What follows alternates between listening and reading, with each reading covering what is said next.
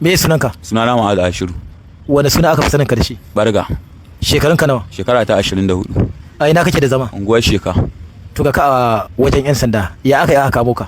Yanda aka kama ni, osin antidaba ne ya ɗebo squad ɗinsa na ana nema na, ya ɗebo squad ɗinsa ya zo har gida. Har gida ya kobarin ɗin unguwarmu, da ya zo ya kobarin ɗin unguwarmu, na shiga gida ne wanka na zan fito sai na ji alamun maganar ma'aikata a kofar gidanmu da ke dama an gaya mun ga antidaba nan sun zo Sheka.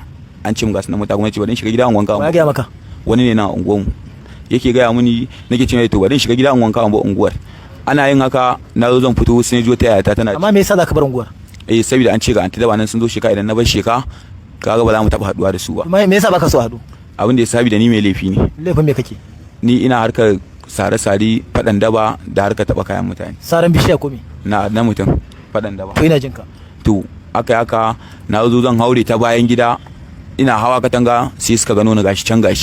Ina da gidan bayan mu, na ƙara hawa kan wani gidan, na ƙara hawa kan kwano, na hau kan wani dakin, na haka da gudu na ga sun hawo, na ƙara na zara wuka, na ƙara haka da gudu na ga sun ƙara hawa, na murmurgina ta kan kwano na filet na dare wani gidan, na ƙara ganin sa kofar gidan, na ƙara hawa kan kwano, na ƙara dawowa saman kwano inda na baro kan dakin, na ƙara dawowa na ga sun mun yawa, sai ina hango ƙasa na gano osin antidaba da ke dama na san shi, na san waye shi, baya wasa. Sai na wulwula wukan sai na wulla ta saman wani gida. Da na wulla ta saman wani gida, ma'aikatan shi suka hawo, yana ƙasa suka hawo suka rike ni, aka sako da ni aka sauke ni a gaban shi, yasa aka samu hankali muka to da bishin din shekara ka da bishin din. Wannan wuka gino aka samu a wurin ka? Wukake guda biyu ne. To bayan an kamo ka an zo nan wurin, akwai mutane da kai ka saurare su yanzu dai waɗanda suka fara zuwa mutane 10, daga wanda ya zo ya dawo kirifil a karye, sai wanda hannunsa an karya shi ma ya dawo kusan gashi nan dai, sai waɗanda suke da yanka a ka a fuska, da wanda an zubar masa haƙura, da dai sauransu ga nan da miki kala-kala a jikinsu, kuma dukansu sun ganka sun ji labari an kama ka sun zo suna da korafi a kansa. Duk ka saurare su ko baka saurare su ba? Dukka kowane mutum na saurare shi, na ji bayanin sa a kaina.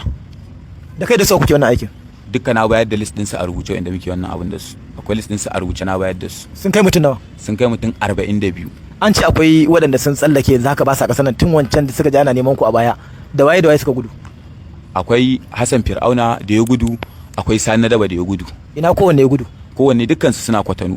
Wani irin aika kuke da shi Hassan da wayannan da ka lissafo su din? Dukkan tare da su muke yin faɗan daba, duk a inda za a yi faɗan daba dole dama da su za a ji.